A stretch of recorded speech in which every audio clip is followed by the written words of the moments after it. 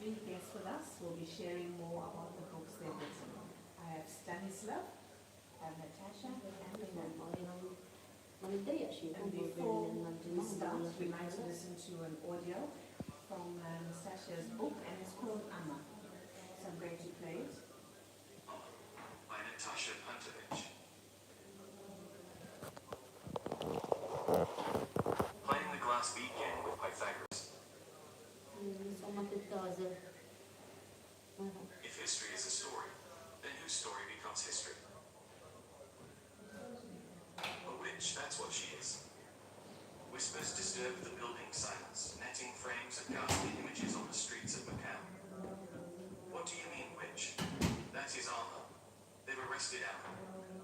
This little commotion of confused words, unsettled thoughts, and scattered feelings has happened on the streets of Macau in China, sometime in the mid-17th century, during the age that is now known as the One of Reason. Two shadows, deeply moved, connected in an invisible hug, rushed through the night, merging their forms with the moonlight shadows of buildings and trees. Just after the death of her father, that wretched soul of Thomas couldn't let her be. Was he the one to arrest Alma? Stuttered the ghostly figure. Arrest? That is absurd. The second man shook his head with the most sincere and spontaneous gesture of anger. Wasn't her father the founder of the church and the uni?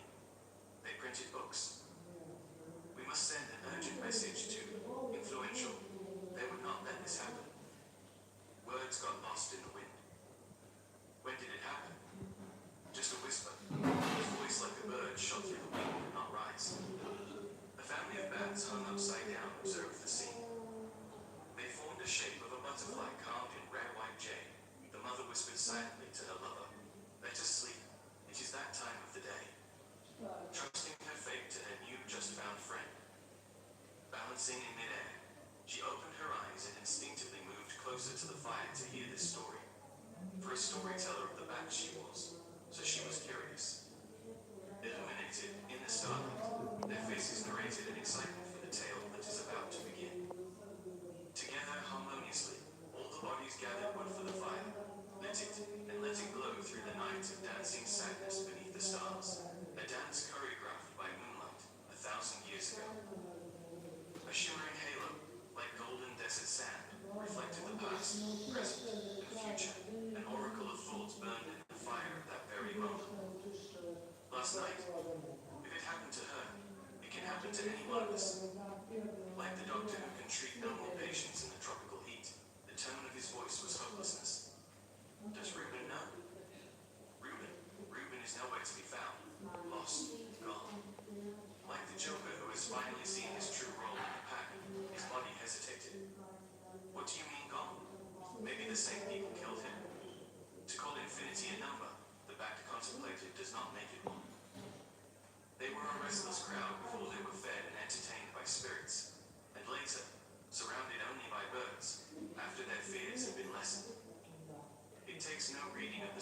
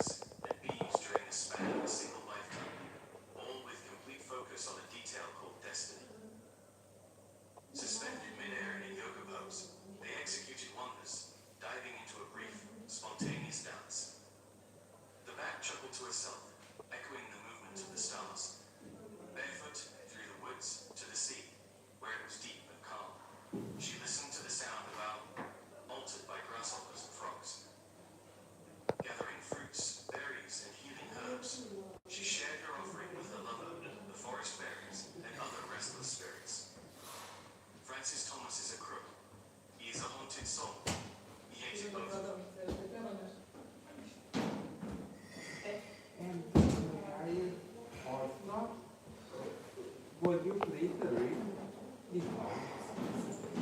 Don't worry, for me. The old fairy tale. The dragon was driven away to the cave by a wizard. It was dark in the cave, and the only light were sparkling waves of stone arches. The dragon asked the wizard, for how long? The wizard answered, from the beginning of time. The dragon asked again, for how long? The wizard answered, to the end of the time. It's a long time, sit, have a rest. And wizard sat. They both talked, laughed, clapped with their hands. The dragon said, we could stop, and they went on. Thank you very much. Can I start off since we listened to Emma, if you want to speak a little bit more about that? Yes. As you heard at the beginning of the audio, Amma was set in the 7th century China.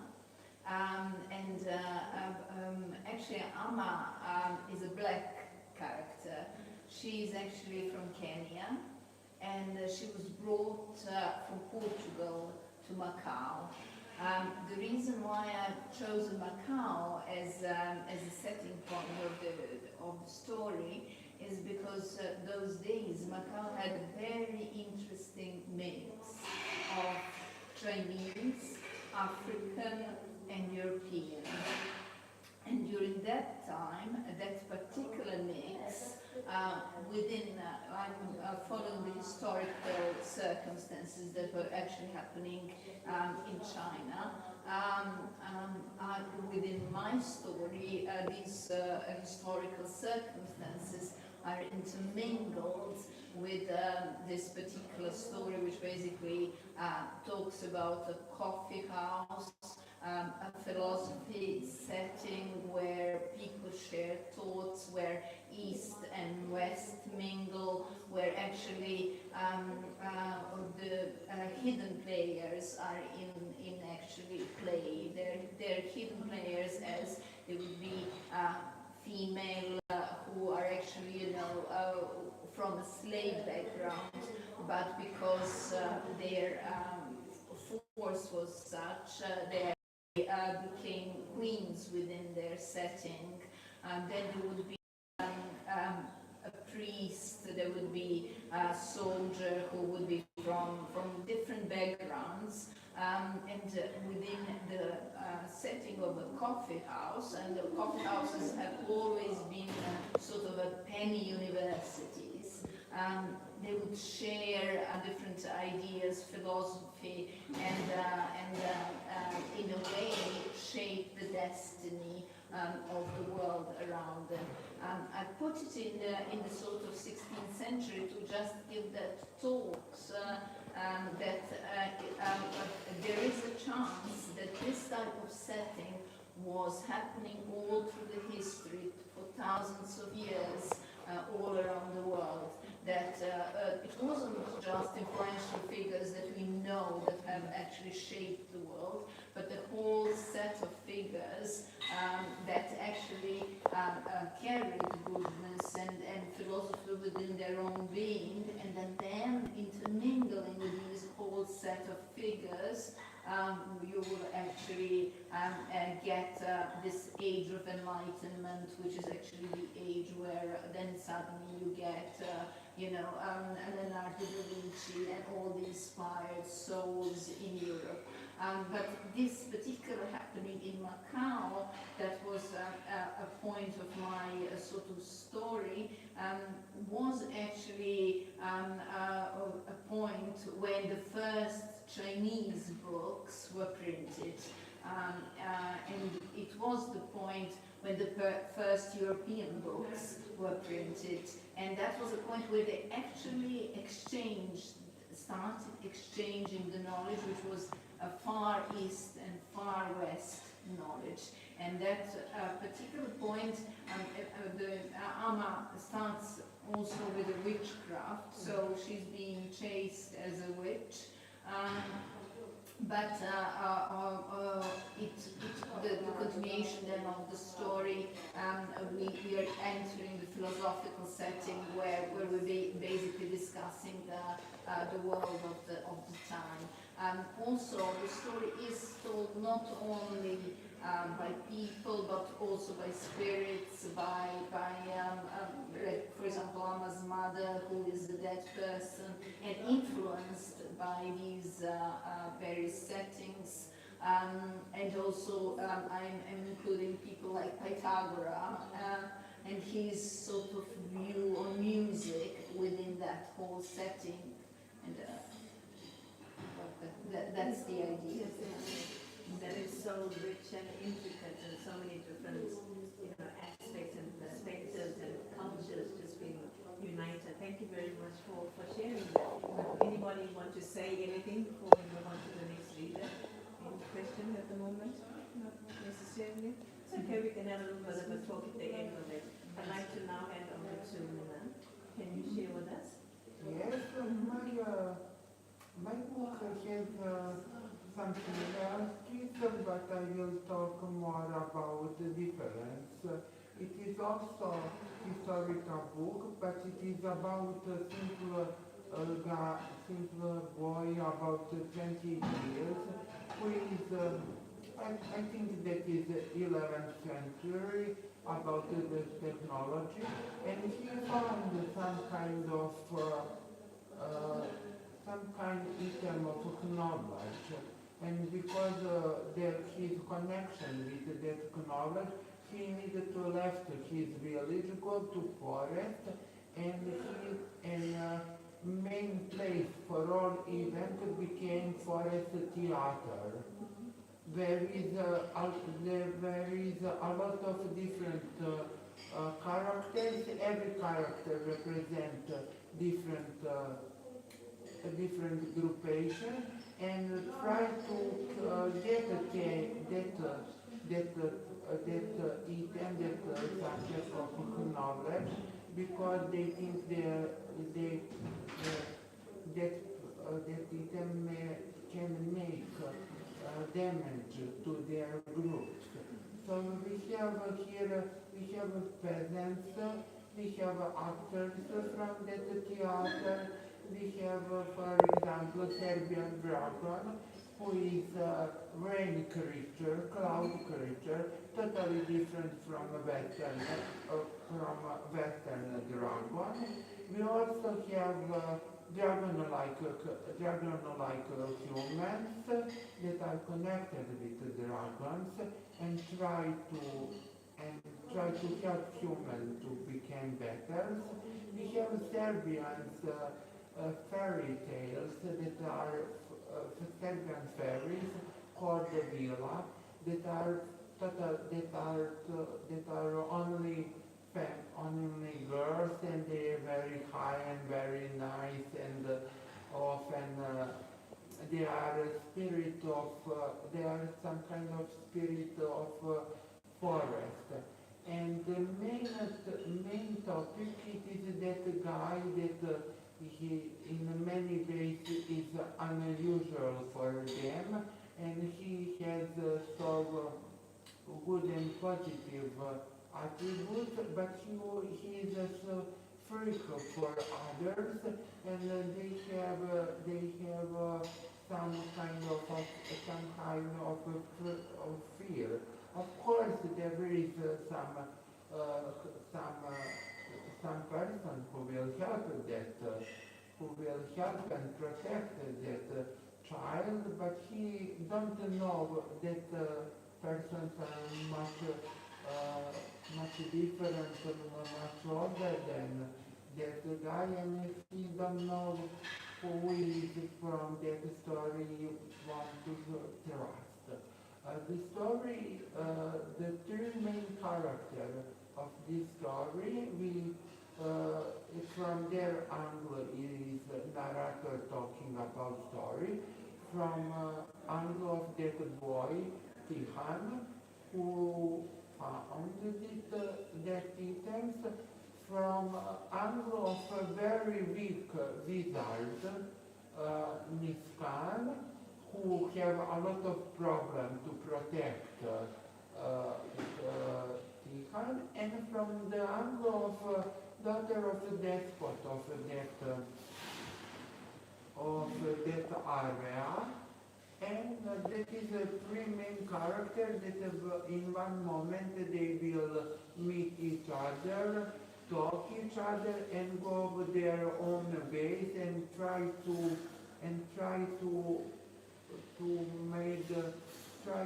meet again of them.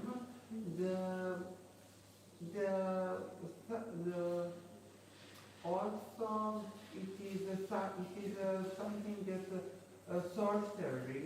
I wanted to represent the world that was at the 11th century.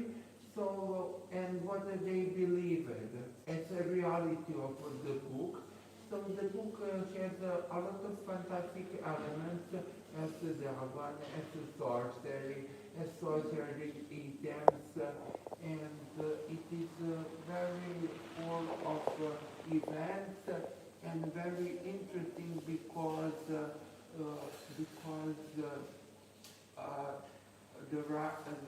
reader learn about that world will be the main character. Thank you very much. That really just takes you on a journey with different characters, and you can already see the story starting to take shape. Thank you very much. Anyone have any questions? Good? Yes? Would you like to introduce your May I book to us? just put this for the beginning? Yes. Our deepest fear is not that we are inadequate. Our deepest fear is that we are powerful beyond measure. It is our light, not our darkness, that most frightens us. Your playing small does not serve the world. There is nothing enlightened about shrinking so that other people won't feel insecure around you. We were all meant to shine as children. It's not just in some of us, it's in everyone. And as we let our own light shine, we unconsciously give other people permission to do the same. As we are liberated from our own fear, our presence automatically liberates others.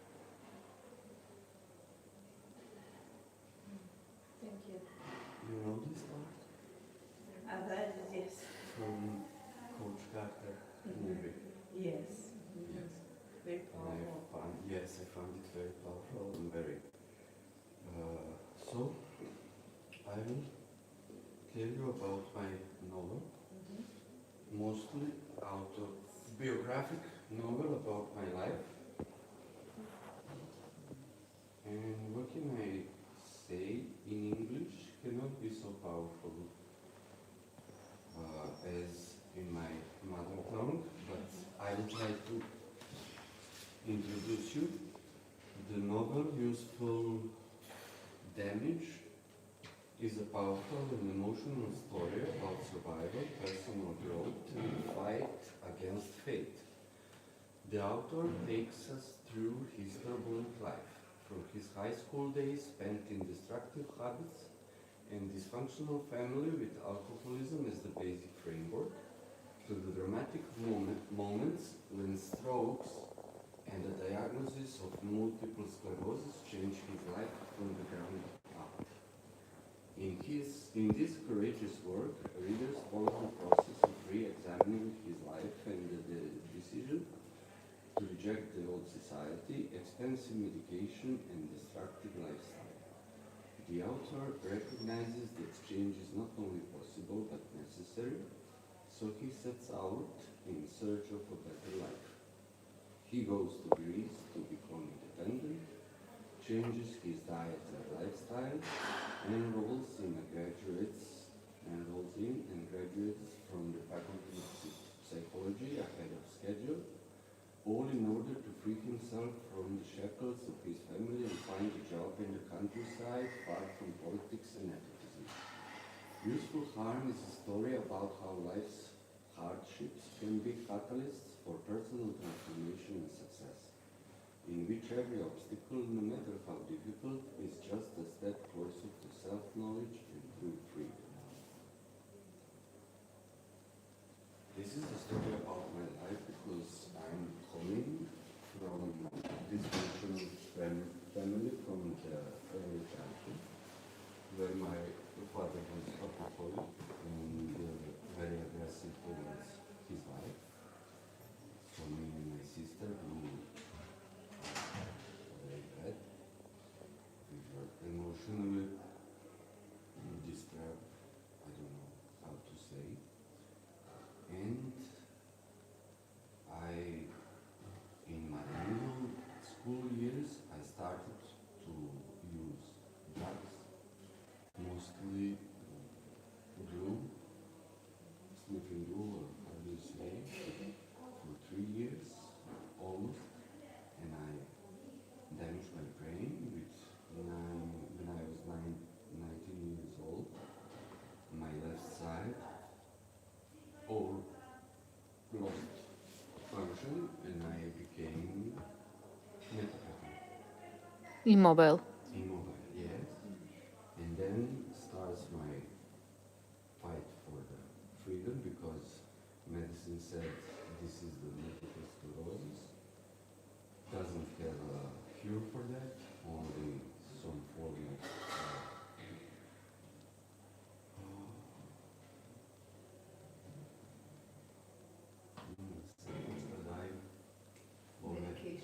medication, but yes, Painkiller. no, special kind of yes, but without Cure. yes, they just trying to help you, but they are not sure. And I refuse when I was 19 years old, refused to be their hamster or laboratory. So I started to fight. And after that I had 4 more strokes. Even I lost my ability to speak for a while, and that was the moment I realized that I must do something about me. And in that period I became familiar with some form of Aikido school who are practicing using energies to heal your own body or to heal your own energy from you. So firstly I was there only to be cured. And then when I lost the speech, I learned that if I'm going to practice Aikido, I will be able to cure myself within 2 years if I not enough. Yes. So I started to work on myself, deep breathing, optimal functioning, unconscious and conscious to work together, deep work on your functionality as an intelligent being. That was the philosophy it was growing clear. You actually not enjoyed it, was essential, isn't it? Yes. And when I started to grow, I remember that in my primary school, I could learn any topic, and I was a good student. And then I started the idea in my head to go to study psychology. So here I am. Without medication, yes, I finished psychology. I left my parents. My left side is still 98% good, still damaged in some way. On my right side, I don't have a sense of warmth, but you don't see, I feel it, you can see. And I'm working every day on myself and trying to be calm, trying to avoid the obstacles and to avoid the negative people, negative talks and everything like that. But I'm also aware that we are living in a she must face the challenge and fight for it. So this is the story written 10 years ago with some kind of my diary, my thoughts, my bad things and good things I got through. Thank you. Very inspiring, and to be able to see you today to talk about your experience and that power that you had. That I want to speak. I can go back to when I was a child and I learned. Is there anything you'd like to share with your readers or listeners in terms of what could you tell your younger self? Now that years later, if you look back, you've written the book. What would you like to tell your younger self? I was suffering as a boy. Into my room, being stressed and Other. in other rooms of my parents, and I learned to Distance. distance. I was too young to go through emotional pain, and when I was about 16, I almost killed my dad in one situation when he attacked my mother, and I was in the toilet.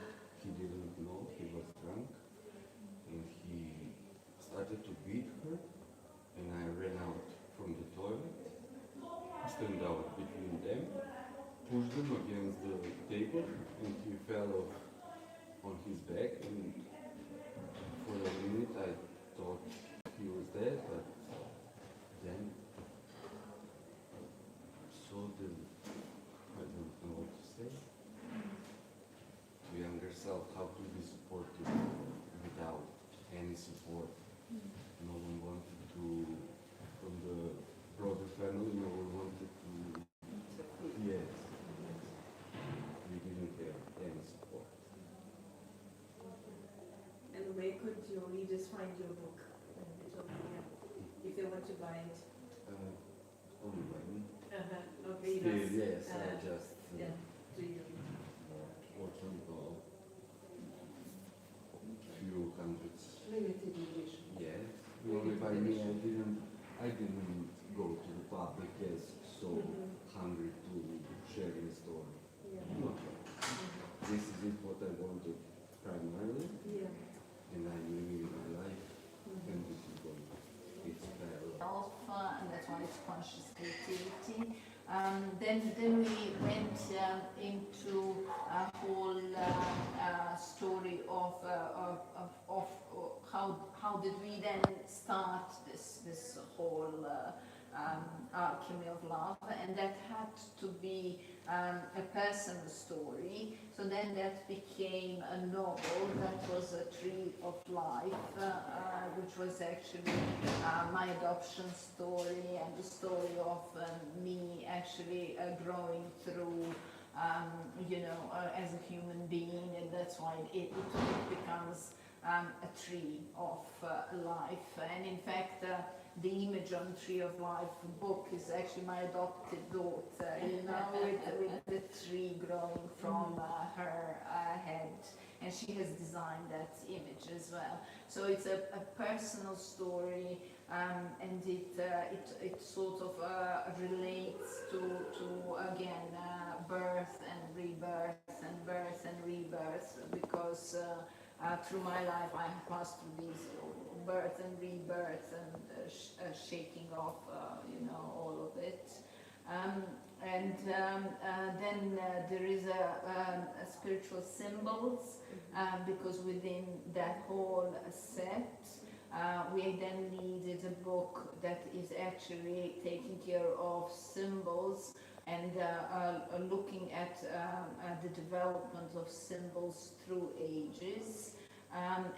This is again a very beautiful book, because within each of my book I'm trying to empower ancient stories, and I'm trying to empower ancient temples. So going back not only 2,000 years, but going back like 5,000 years, and saying that yes, it is possible to actually live with no war, because our ancestors used to have this type of system, and they didn't have any defensive structure.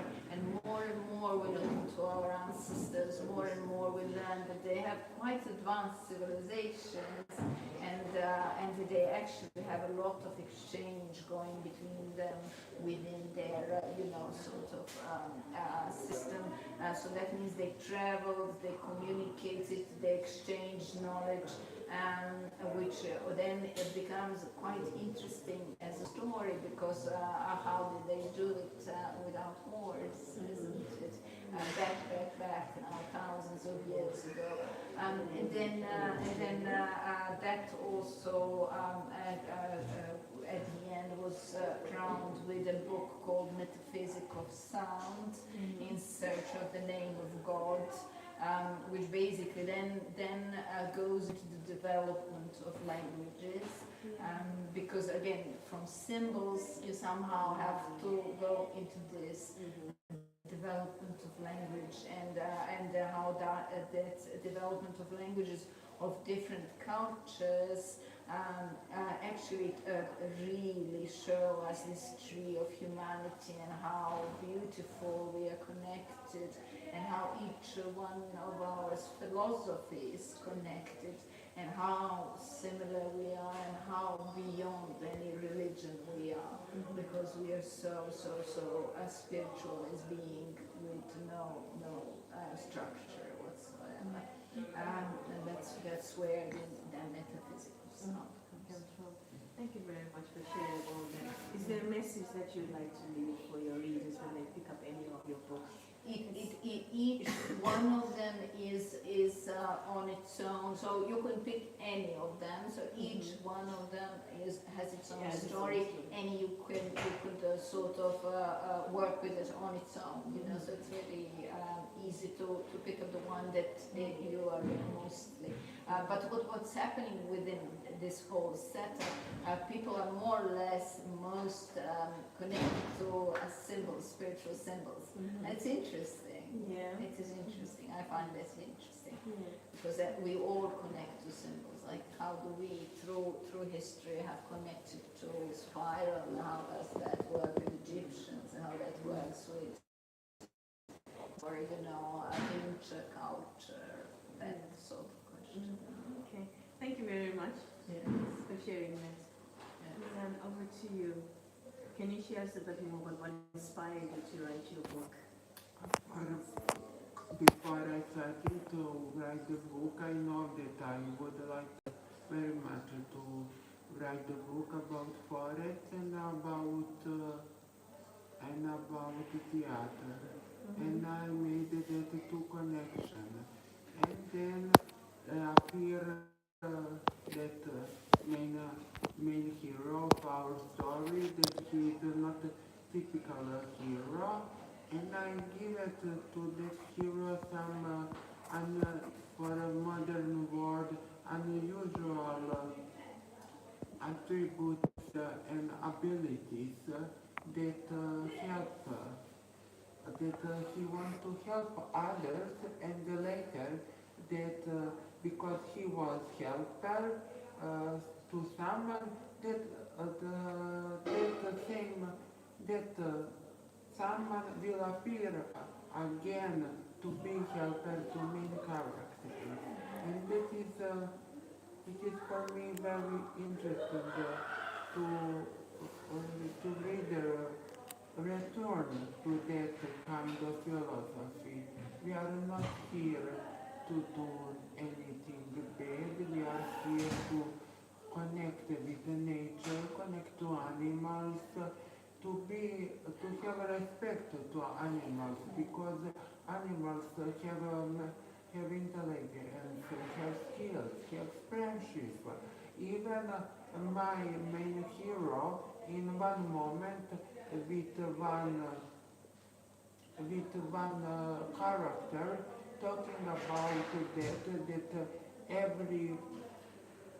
every creature, even the smallest, even the grass, have amber of soul, that that creature can make bigger and development of that.